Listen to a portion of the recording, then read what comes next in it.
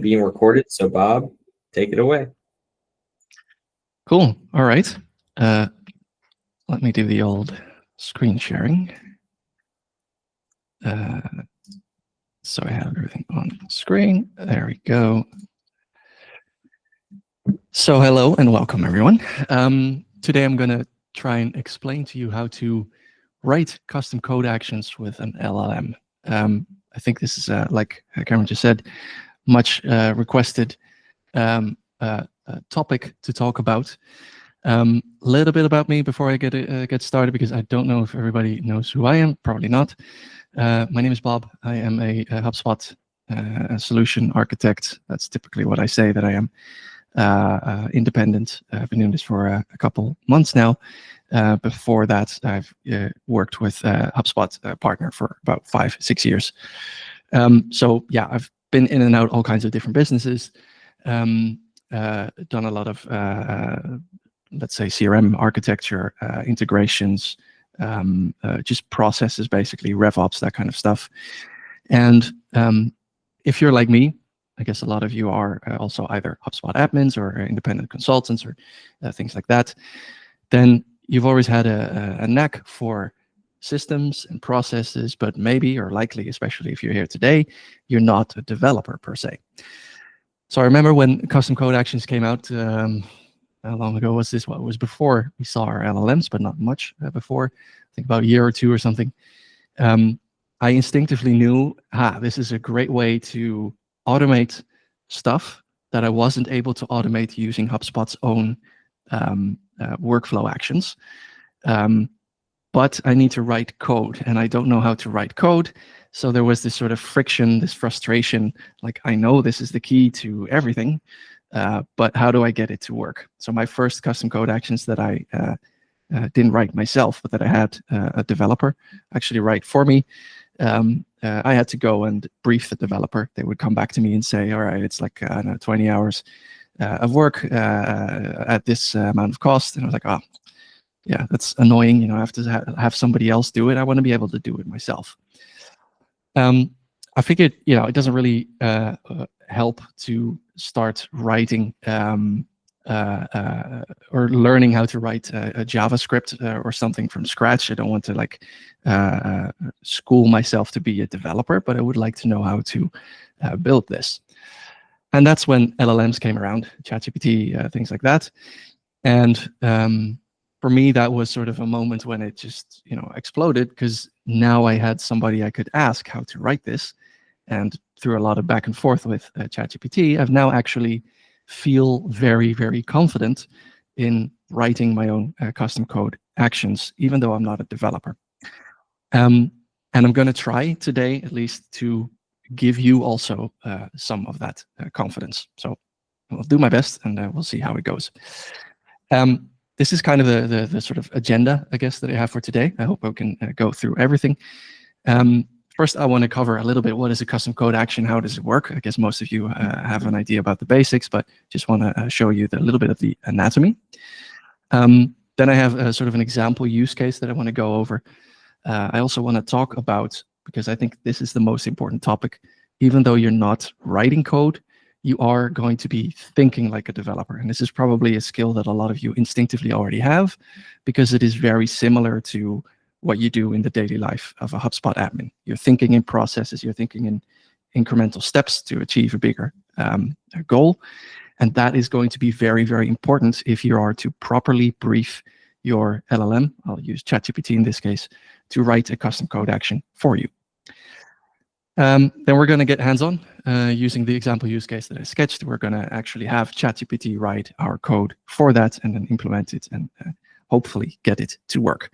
And then I will also explain to you how you can do troubleshooting if it doesn't, because again, the troubleshooting, we're also going to use ChatGPT for that.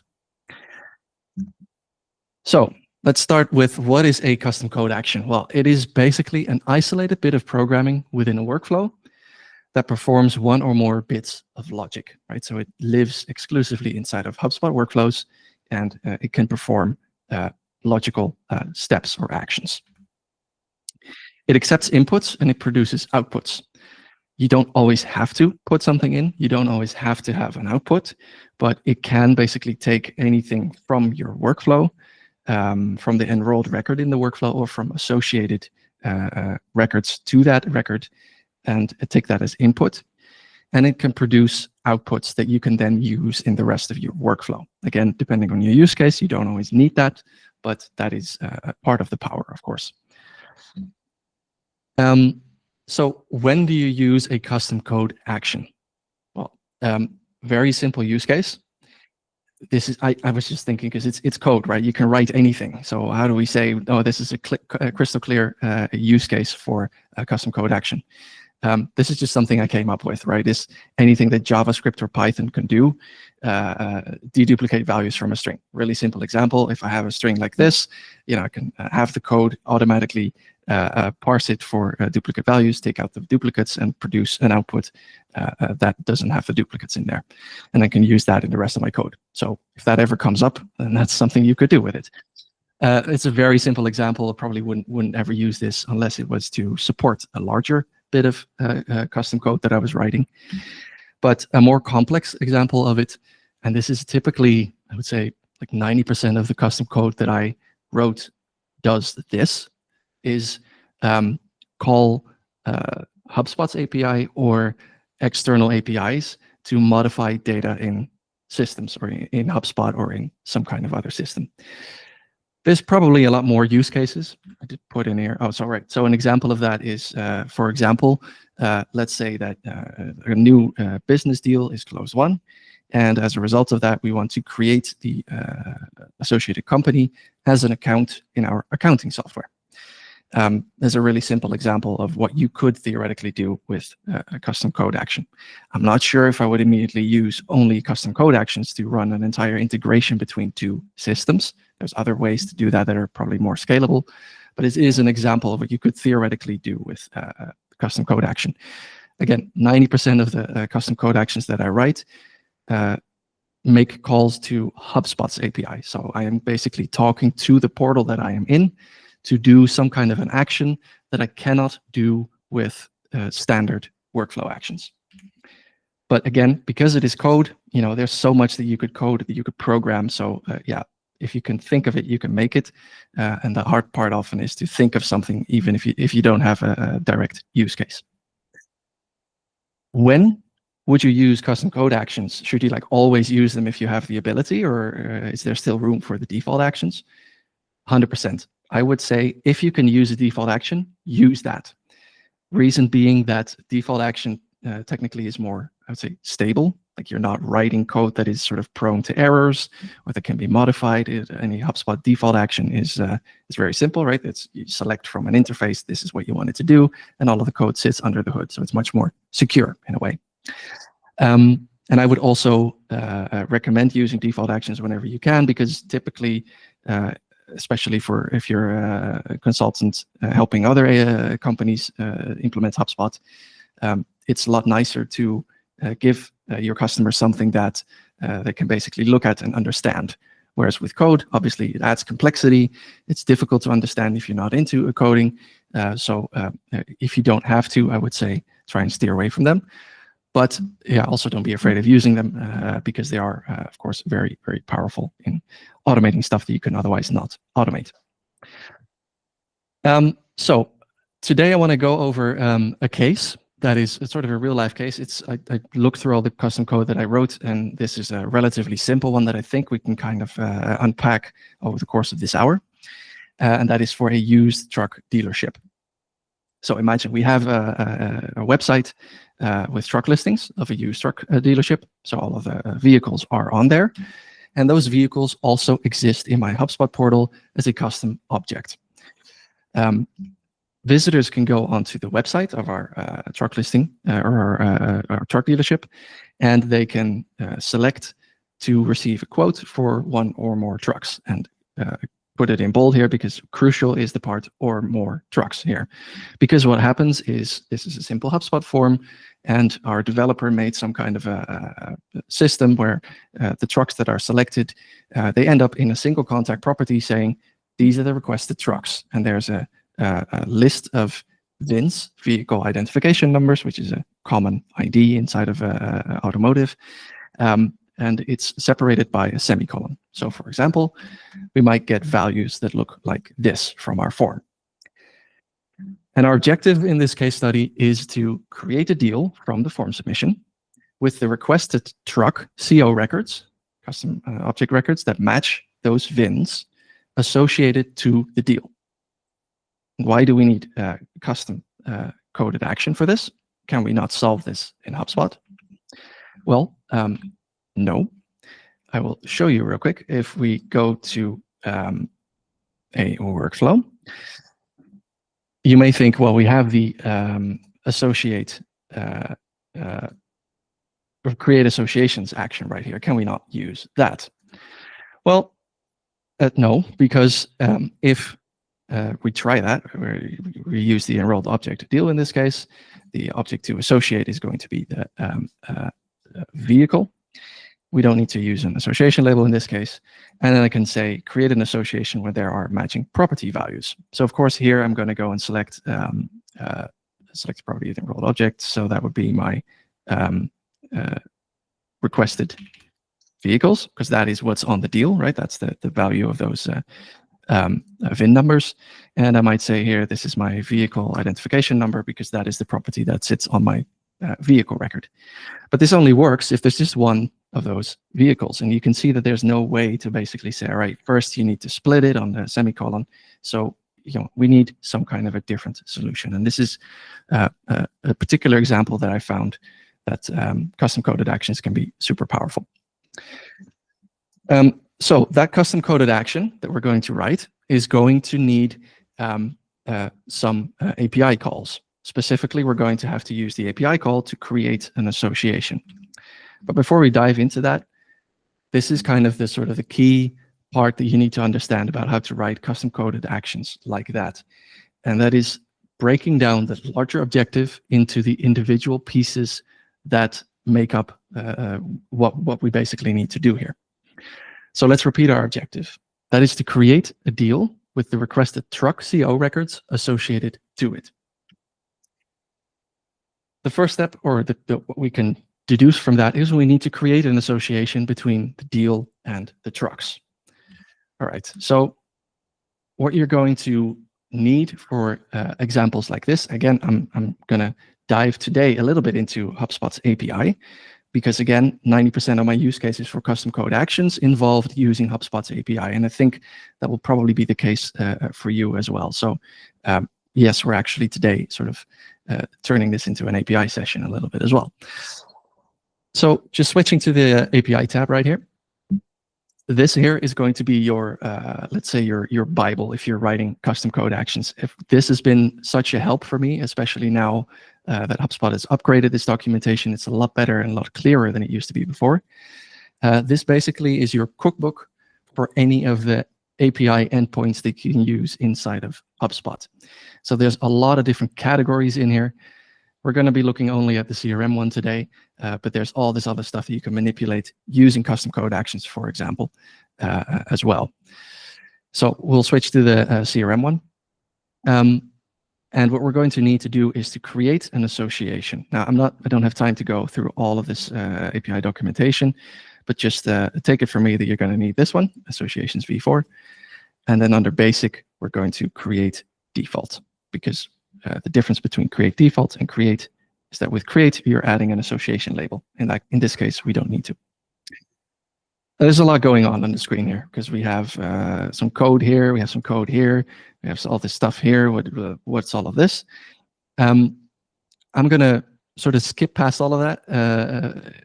I would really invite you to go through this documentation, especially read these API guide topics here if you want to know more about how to use particular APIs. But what we're going to focus on today is for the association that I'm creating between these two. We're going to use this particular endpoint, and we're going to click try it, because this gives us basically the stuff that we need in order to make this call. So these are basically the ingredients that we're going to assemble, that we're going to use to brief ChatGPT, in this case, to write this action for us. But we need to understand first what those ingredients are and where they're going to come from. This is something you're going to have to practice on a case-by-case basis. But once you understand how this works, making API calls to the system, you start seeing the patterns, and you will be able to very quickly identify, this is the stuff I need, and this is where I can get those things. So looking at associations in this case, what we need is authorization. We're always going to need some kind of a password or a token, basically, to, when we're contacting HubSpot, basically say we're allowed to enter your system and to make some modifications, right? I'll show you in a moment how we're going to create that key. So that's the first thing that we need. So if we go back to our step breakdown, we're also going to need to create an access token. Next, we're going to need these 4 properties. We've got from object type, from object ID, to object type, and to object ID. If you think of what we're trying to do, we're trying to create an association between 2 different records here. It makes sense. We need to tell HubSpot we're going to associate this type of record, deal in this case, and specifically within that, this particular deal, that's the from object ID, to object type, which is in this case the vehicle, and we need a to object ID, which is going to be the ID of that particular vehicle. Yes, there are 2 vehicles, but we'll get to that in a moment. One thing to note, again, just take this from me, this is the case. What HubSpot needs here are the HubSpot object IDs of these records. Remember that for the vehicle, we had the VIN number, right? So in order to get the object ID of those vehicles, we're going to have to do something with that VIN number. So if we add this to our sort of problem statement, we need to find the from object type. That's really simple because it's deals. We're going to just type in deals. We need to find the from object ID. That is actually the deal that is enrolled in the workflow. I'll show you in a moment how you can inject that basically into a custom code action. We need to find the to object type. This is a little trick. Because this is a custom object, that to object type is not actually vehicle, so you cannot type it out like that. But what you're going to need is the ID of your custom object. Now, if you've never used that before or figured out how to find that, one place that you can always find that is in the URL in your browser. I'll try and, I can't really zoom that in, but in the URL in your browser, you can recognize it by the to hyphen and then an ID. That is always going to be your custom object ID. So that gives us the to object type. And then we need the to object ID. So I already said, we don't have this right now. We only have the 2 VIN numbers. So in order to get from the 2 VIN numbers to individual object IDs, we're going to have to split those VIN numbers up. And we're going to have to use those VIN numbers to find the corresponding HubSpot record ID. So that's a lot of information, but this is basically, if we break it down, this is the stuff that we're going to have to use in order to brief our LLM to, this is the information that the LLM is going to need in order to write the custom code action. So before we go into write the custom code action, let's first have a look at what a custom code action looks like. If we just add that into our code right here, you can see a couple of things. The first thing is the language. So we can select Node.js 20.x or Python 3.9. We don't need to worry about this too much, actually, if we are using LLMs to write the code. Yes, there is some nuance differences. There are some things that Python can probably do that Node.js can't. But in the context of your custom code action, and especially if your LLM is writing the code for you, which of these 2 you use doesn't actually matter that much. Of course, if you're writing it yourself, then just pick whatever language you're most fluent in. But because this is the session about using the LLMs, nobody's probably using that or writing the code themselves. So I typically use Node.js. It's what I'm used to, but you could do it in Python as well. Description, really simple, just explains what this step does in the context of the workflow. Secrets, we have secrets right here.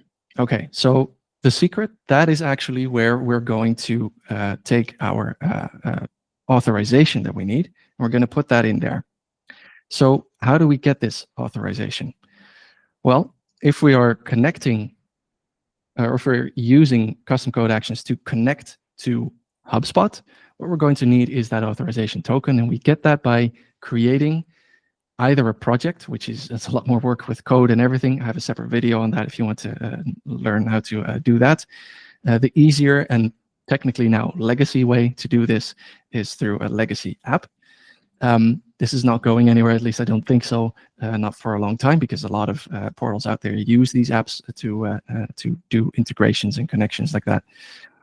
So we'll just create one, and we'll select a private app right here. Because it's the difference between private and public is that with private, we're only using it in the context of this one HubSpot portal.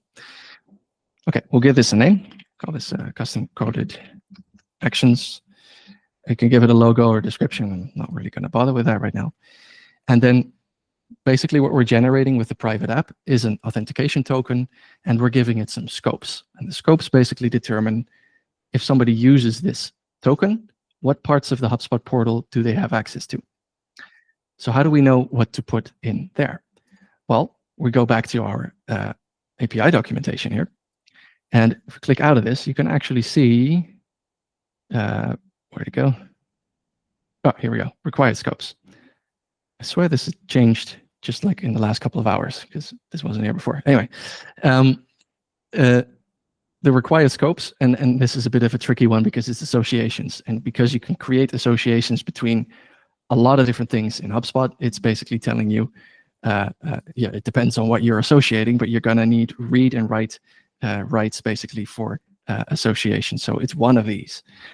So in this case, we're going to associate deals and vehicles. So deals. There's a bunch in here. What you're going to need is deals read and deals write. And then we've got vehicles. Vehicles. Yeah, obviously that doesn't exist as an object. It's a custom object. So we type in custom, and we've got objects custom read and objects custom write. So we'll update. Now we have the scopes for this private app to connect to HubSpot and be able to do the correct things that we needed to do. So I'll create the app right here, continue creating. You also need this for if you're creating any other type of connection to HubSpot. Doesn't just apply to custom coded actions. Now I'm going to show the token. This is a demo portal. I'm not really going to be too bothered by it, but obviously this token you want to keep secure, because anyone can basically use that to make API calls to your portal and do whatever the scopes allow it to do. Sorry, yeah, go ahead.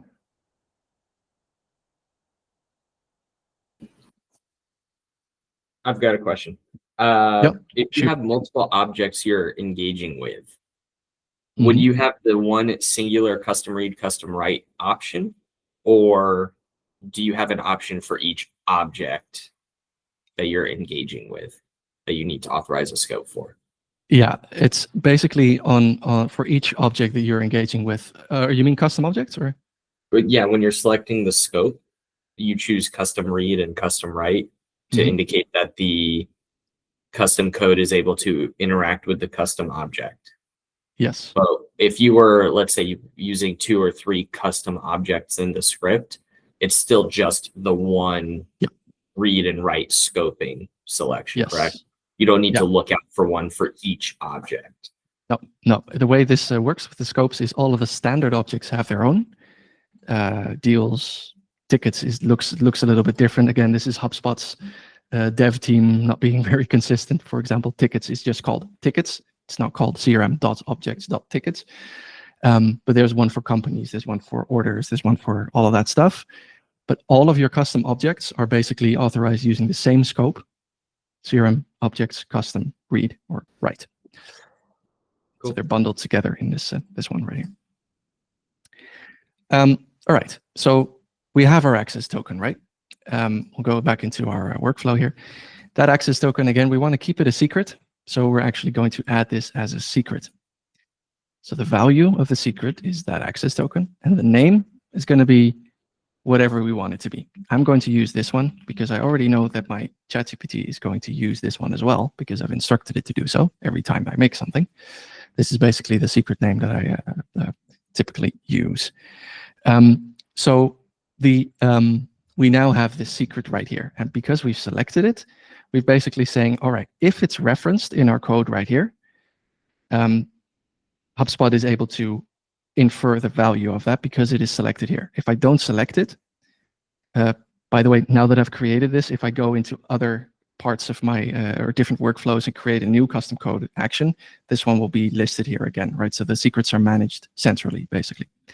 So it means that if I'm using that access token or referring that access token here in the code, but I haven't selected it here, the call will fail because it cannot authenticate. It doesn't have its password, basically. So here we choose, all right, this is the password that we're going to be using in this code. So just going back to our problem statement briefly, we can now cross out, we've created the access token. That is present, basically. Well, find from object type is a fixed value. We are going to need the from object ID, right? That is the ID of the deal that we're trying to associate here. So we can do that through this bit right here, property to include in the code. I told you this before. We can basically inject any property value of the enrolled record, in this case, that's a deal, or any associated record to it. We can add more records here. Very underrated feature, this right here. So we can select data from specifically associated records with a particular label. You can even use, if your workflow is triggered by an event, you can use data from that event. Or you can use action properties as well, which basically means if I'm chaining together different bits of custom code, the first one might generate an output that I would want to inject as input into my next bit of code, and that will show up here under action outputs. So this lets us basically inject code into, inject data into the code. So what we're going to need here is the deal ID, which is the record ID. So we just type that in. And now just clicking it will add it here. I can see it's called HS object ID. This is basically the name that we're going to use inside of our code to refer to that value. I don't really like the name HS object ID. That is just the internal name for all of the record ID fields across all of the objects. I want to make that a little bit clearer that we're talking about the deal ID specifically, because we are also going to use the object IDs of the vehicles a little bit later on. So I'm going to call this deal underscore ID. And this value I'm going to be using inside of the code in a moment. Next bit here is our custom code, right? So this is where the magic happens. This is going to be all of our logic. We'll get to that in a bit. I first want to finish sort of the infrastructure here of the architecture of the step. Next step here is data outputs. This is where we basically say, all right, we're going to be outputting stuff in the code. You'll recognize that as callback output fields. You can see here email. So this code will already output email, basically. And the value of email is going to be email, which is defined up here. I'll get to that in a moment. I'm not going to teach you JavaScript, but that's basically what's happening here, right? This value right here is what we need to drop in here in order to get the email as an output, which is all this is really is we're taking email as an input and then we're outputting email again to the output. So that's the basic template that you get there. That's, of course, not what we want to do, but just to give you an idea of how that would work, if I wanted email to basically be available for the rest of the workflow in this case, I can select or create outputs here. So outputs kind of work like creating a property in your HubSpot portal. You can choose the data type, so that would be string, number, Boolean, which is true, false, date time, enumeration, which is a list of, it's like a drop-down list, basically, date, phone number, etc. The data type that you choose here determines what you can do with it in the rest of the workflow. For example, if I wanted to branch on this data afterwards, and I wanted to evaluate whether something is higher or lower than a particular number, obviously I would have to pick number, right? If I wanted to branch on a list of options, then I would need to pick enumeration. And then here I can add my enumeration options. So what you pick here basically determines how you can use the data in the rest of the workflow. And it's really simple. It says here email, so the name of this needs to be email. that's basically, this needs to match this. And that basically means that's then going to be available for the rest of your workflow. Rate limit, very handy. Rate limit basically lets you determine how many times per time unit this action can execute. Why is that important? It depends a little bit on how you use this, your particular use case, but HubSpot's API has a limit of 150 calls per 10 seconds, meaning that if I would put like 1,000 records through this workflow at once, and they're all making that API call, after the first 150, the rest of them, will error out, basically, right? We're going to get like a rate limit saying, oh, this is too many calls. And of course, that means that any other type of application or integration that you have that's using HubSpot's API will also error out if they try to make a call within those same within that same time frame. So it's a best practice to put this rate limit on if you are calling HubSpot's API or any API really, and refer to the documentation of your particular application you're connecting with for what the rate limit is. I like to put this at 30 per 10 seconds. Why not just 150? Well, because I need some overhead, right? I need some room to basically say, okay, if we're going to hit the limit, other services that use HubSpot's API still need to be able to make calls. So I've rarely had it that I needed more than 30 executions per 10 seconds, right? If you're putting, I don't know, like 100,000 records through this, yeah, just simple math. It means that every 10 seconds you're going to do 30. So it's going to take quite a lot of time to process all of them. But it depends a little bit on your use case, whether you need that to be very high. But I find this is a nice and safe spot. Lastly, then, we have the option to test the action. Very, very useful, obviously, because we're going to, before we deploy this, we want to make sure that it does what we need it to do. All right, so that is basically the anatomy of the custom code action. Now, how are we going to write the correct code that we need for us to do the thing that we needed to do? I'll switch to my ChatGPT. My ChatGPT is, I've already sort of instructed it to add all kinds of like error logging and different templates and everything anytime I ask it to write a custom code action. It's not a custom GPT, though you could technically create one for that as well. But it's just natively inside of my ChatGPT. So I wanted to spit out a HubSpot custom code action sort of scaffolding that is really simple. And I basically want to show you that, and this probably goes for whatever LLM you use, they already kind of know what a HubSpot custom code action is, right? Because in all of their learning materials, they have access to the API documentation as well, and the dev documentation, so they know. All you have to do is instruct them, really. So I'll show you the basic structure, and the prompt that I'm using here is really simple for this one chat. Disregard any instructions I've given you around HubSpot custom code actions, just to get the sort of like the most vanilla one. But I encourage you to just try this bit of a sentence. I want you to write me a basic HubSpot custom code action structure and see what happens. You'll probably get something that looks a little bit like this.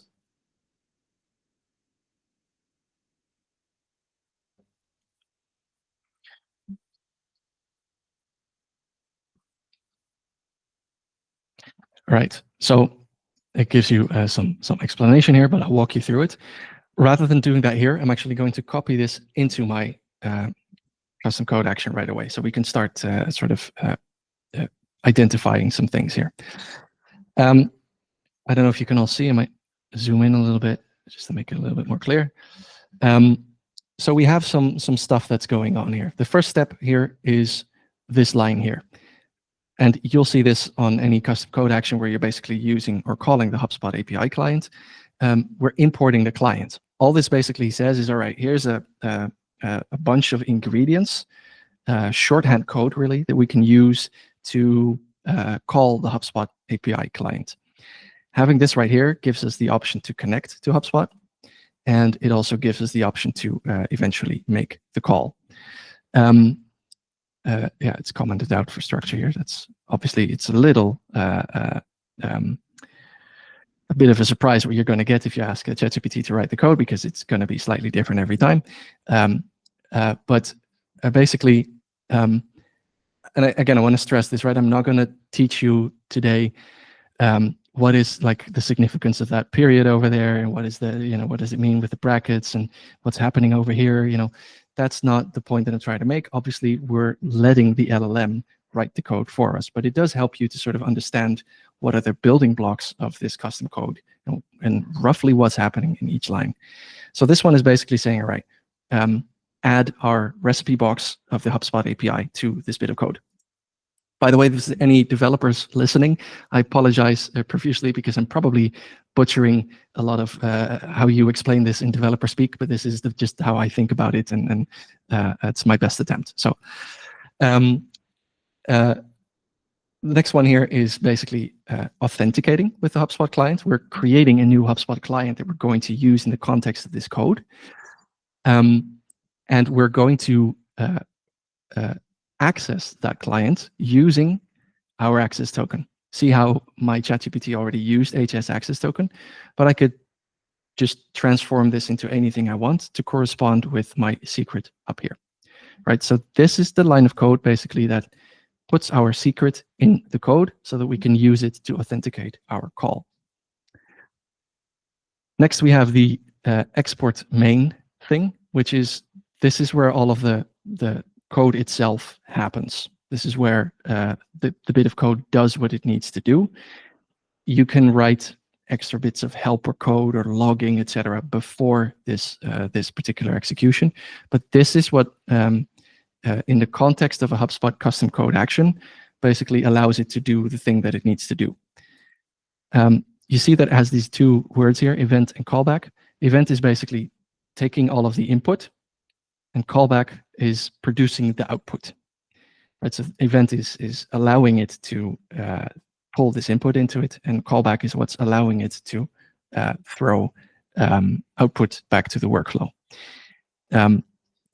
I'm not going to go again into what does this try thing mean. Again, I'm assuming that we're going to let LLMs write this for us anyway.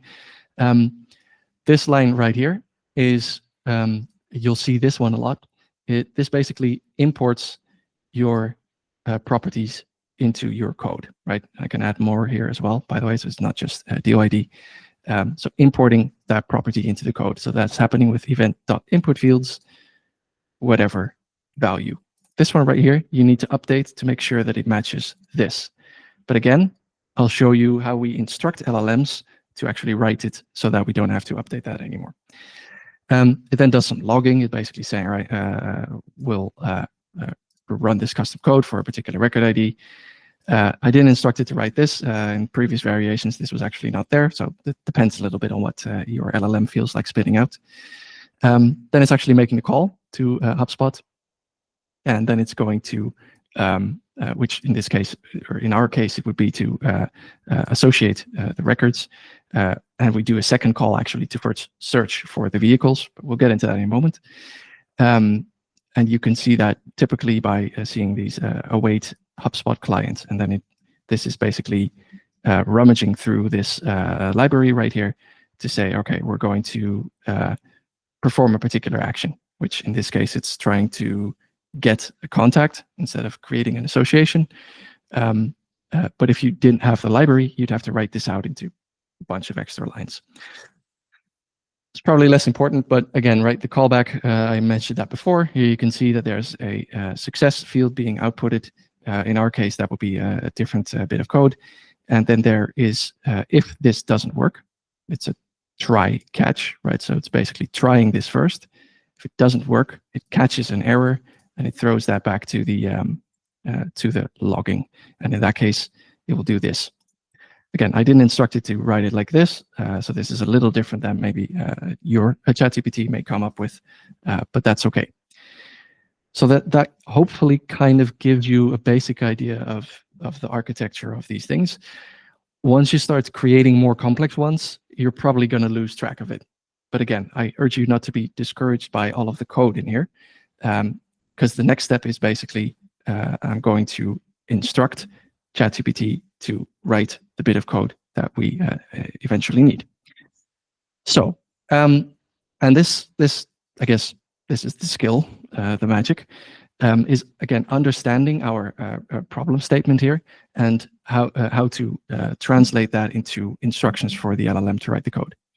So we're going to write a custom code action that associates a deal record which is enrolled in the workflow to vehicle records, which are custom object records. And then we're going to basically tell it the things that we've already determined here. So our access token is called HS access token. Our deal ID, so the ID of the deal that we're actually connecting, is injected into the code and has the name deal_ID. Oh, let's switch. So that is what I typed in here, right? That is the property in there. So that is our find from object ID. The to object type is going to be vehicles, but of course that was that custom object ID. The to object type is our vehicle value, so I'll copy that over right here. Then we need to determine the to object ID, which is the VIN number. By the way, I'm skipping over from object type because I'm basically saying we're associating a deal record, and I'm expecting ChatGPT to already know. All right, so that means the from object type is deals. Our deal ID is injected into code, has the name deal ID. Object to object type is that. The next one that we need is the to object ID. So the to object ID is the record ID of my vehicle custom object record. We need to find this by searching for the vehicle custom object record using the VINs of these vehicles.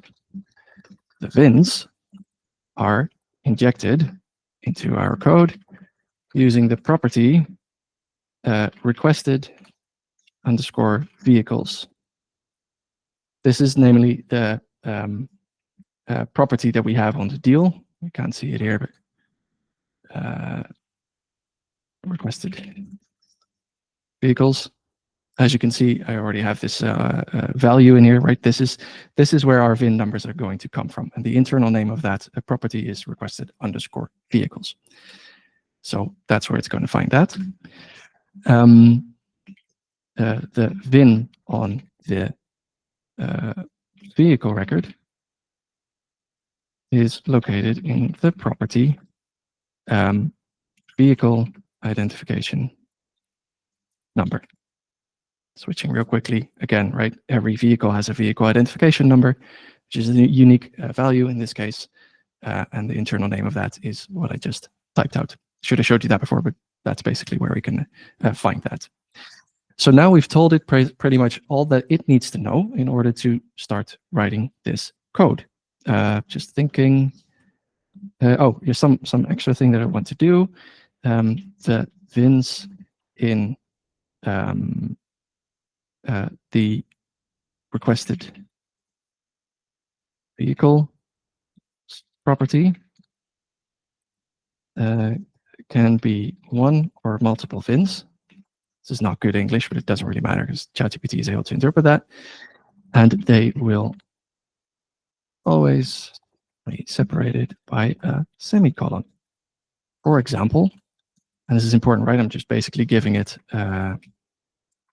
examples of what is using examples basically allows it to understand, all right, this is the type of data I'm going to receive.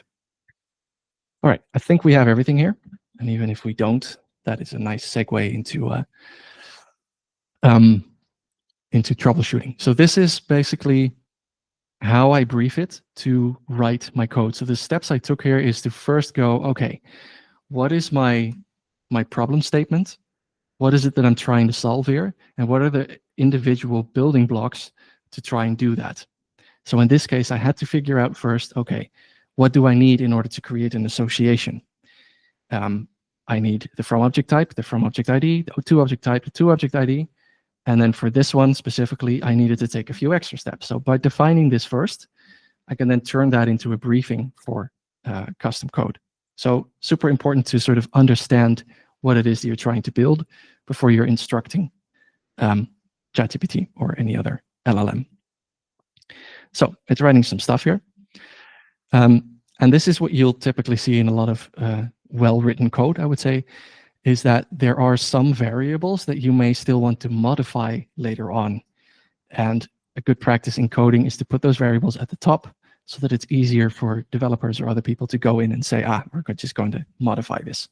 For example, if at any point our property for the vehicle identification number is going to change, then all we need to do is change the name here, and all of the rest of our code is still going to work because it's basically stored that into a variable and it's using this variable later on down the code. And see some other, it just puts in some comments here as well to help you understand. So we'll take this code and we'll drop it in. And we're going to see if it works. All right. A couple of things I want to check. First thing is it's taking, you can see here, again, it does it a little bit different. It puts that string thing in front of it. It's no biggie, I don't think, but it's good to understand that, every day you ask ChatGPT, it's going to write it slightly differently. And of course, you could put into rules, no, you need to write it exactly like that. But in the end, I don't think it's too important to have it always do it exactly in the same way. But we do see here event input fields. So it is basically expecting deal ID and requested vehicles. And that's exactly what it should be. But we only have deal ID here at the moment. So we also need to get in the property from our enrolled deal record, which is requested vehicles. So inject that. And now you can see that is the right name because we used the property name for it immediately. So that's check. Then we also have the vehicle object type. That's correct. That is our custom object ID. The property on the custom object where the vehicle identification number is located is this one. So that is also correct. You can see the from type is deals. That's true. I don't know why I put this in here, but we'll see if that makes a difference in the end. So this can 100% go wrong. I don't know if it's going to succeed right away. It is going to output some fields. Technically, I don't really need that. You can see that it's basically saying, okay, I'm counting the amount of requests that I've done, how many vehicles I've actually found, how many I've managed to associate, etc. But for this action, we need this custom workflow action to just make the association, and we don't really need any information from that in the rest of the workflow. So this is an example of we're only using input, we're not producing any output. So let's test it, actually. So we'll go to our demo deal right here and hit test. I'm secretly kind of hoping for it to go wrong, because then I can show you another way of dealing with if it's going to go wrong. Well, I'm screwed because it managed to do it right on the first go. But I'll make a little change in a moment to show you what to do if it goes wrong. So now if we go to our, let's see what the fastest way to do is, we'll just go to our deal. And we scroll down and you can see we've got our two vehicles associated to the deal record right here. So the code was a success, basically. And now I've created this and I can hit save, and any other deal that I'm going to push through this with different VIN numbers in there, it's basically going to run that association. Also looking a little bit at the time, how are there any questions about this process so far? I can imagine there's a lot, but just want to pause here for a second before I go into what if it doesn't work immediately.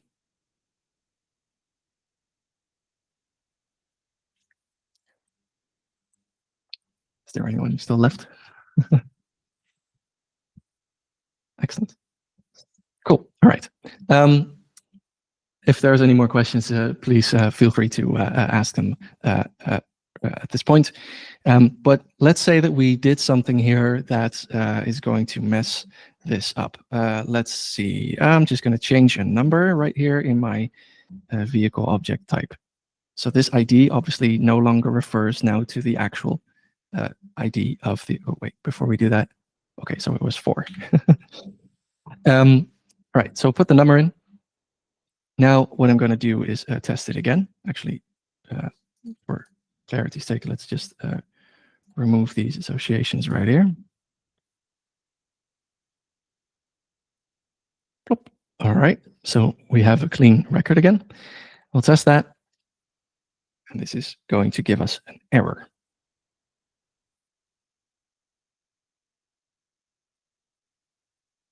And hopefully we get a nice messy error that doesn't have. Okay, it's actually pretty relatively clear, but you know, it doesn't matter. You can see this is actually quite clear. It tells you immediately it's an invalid object or event type ID, right? So this ID, you all saw me change it, so you know what's going on. But even if you don't know what this means, and sometimes you may have just done something completely different and you get this massive error that just doesn't make any sense at all. It's got a lot of little symbols and everything in it. This log right here basically outputs anything that goes wrong in your code, provided that you let the code do some logging. Now, when I had ChatGPT write this code, you can see that it also already does some of this stuff. Was kind of hoping that it didn't, so we get these really weird errors, but it's already basically saying it's sort of structuring your the errors that go into the log. But even if it doesn't really matter what it is that goes wrong, if you want to understand what this means, we just copy this and we go back into our ChatGPT and we say, and this is how I like to structure these chats as well. Like I just ran the code above, so I'll just say I just ran the code, and it gives me this error in return. What does it mean? I just paste the error in there, and it's going to think a little bit about that, and it's going to tell you, well, in this case, it's pretty obvious what went wrong, but if it's some kind of difference in there, then it's, or if it's some kind of a different error, then it's going to tell you here, this is the thing that's going wrong. And sometimes it's because ChatGPT made a mistake in the code, and you may need to tickle it a little bit to make sure that it gets the code right. And this is, I'm not going to lie, this is a little bit of a trial and error, especially your first time around. You're going to maybe produce code because you made some mistakes in the briefing or didn't convey exactly what you needed it to write. You may find that you run the code, you test it, and it just completely goes bonkers, right? It's not working. Paste the code in here, ask it what's going wrong, and yeah, it'll try and fix it for you. So in this case, you can see that it's already saying fix the constant, right? Set it to 4 instead of 5. Obviously, we've already done that, so that's we know already what's going on. But this also lets you basically troubleshoot that code. And I'm really using ChatGPT as my guide to sort of iterate on that code. And it could totally happen that at some point you go, all right, ChatGPT is just chasing its own tail in here. In that case, what I like to do is just take a step back and go back to sort of the basic building blocks, double check, did I get everything correctly? And then build it out from there. I think this is kind of where I want to sort of put a pin in it for this session. I hope this has been helpful and that it allows people to start to use LLMs to write your own custom code actions. Thank you, Casey. That is great to hear. But it's really down to experimenting, right? So try this stuff, and once you get over that initial hurdle and you start to understand, oh wait, this is how custom code works, and this is how the API works, it becomes much easier to do the troubleshooting. You'll have to do less troubleshooting, and before you know it, you're writing these things for breakfast, basically. Thank you so much. This has been great. Excellent. Casey, when do I know ChatGPT is running in circles? You can usually tell from the description. So you feed it an error. It says, oh, we'll fix that. It gives you new code. You put the code in and you get either the same error back or a different error. And you feed it back the error, and then it reverts the code to what it was and says, this is how we need to fix it. And then the errors again, right? So you're noticing it's constantly just spiraling out of control, basically. I have no idea what my last version of working code was again, etc. So that is something that tends to happen. Speaking for myself and probably for most of us here and those who are going to be watching the recording, this was really, really helpful. I know for a lot of us, even just getting the things in order to set this up to then get to the point where you can start asking it to write the code, I think that confuses and trips up a lot of people. So thank you for walking through everything in such a clear way. Before we wrap, does anybody have any final questions? All right, we'll take that as a no. Thank you. We may. Yeah, thank you so much. We have a part 2. That's fine. Yes. Yeah, there is. I mean, just before we wrap it up, then it's just I don't know if we in this context are going to do a part 2, but something that would be like next steps from this is to understand how do I, if I'm in my workflow, how do I break it up so that you get individual custom code steps that feed into one another, how to do proper error logging so that it doesn't just, because you can imagine in the context of a custom code action, it only logs the error there. But if you have a machine that's just running and you're not looking at it, it might throw errors and you're not even aware of it. So obviously, if you're building something to scale, you need to know when the thing errors and be able to act on it right away. There's ways to do that as well so that it outputs the error and stops the workflow there and sends an internal notification, for example. That would be sort of what I would like to look at in a part 2, if that ever comes around. But I think that's kind of the more advanced stuff. For those who are watching this as a recording, there may or may not be a part 2 already available. Definitely click around here to watch a follow-up video. Depending on when you're watching this. Bob, thank you so much for watching. If you found this helpful, please reach out to us on LinkedIn, reach out to us in Slack. Make sure you let us know you liked this topic. If you have other topics that you want to see us breaking down in detail, the same way we did with custom coded actions today, please reach out to Marcy or Casey or myself. Let us know and continue to share these. And as always, all of the recordings are being uploaded to YouTube. So subscribe to the Sprocketeer channel, check out the Sprocketeer Power Hour playlist, and keep following along. Thank you for joining, everyone. Bye. Thank you. Have a great weekend, everyone. See you. Bye.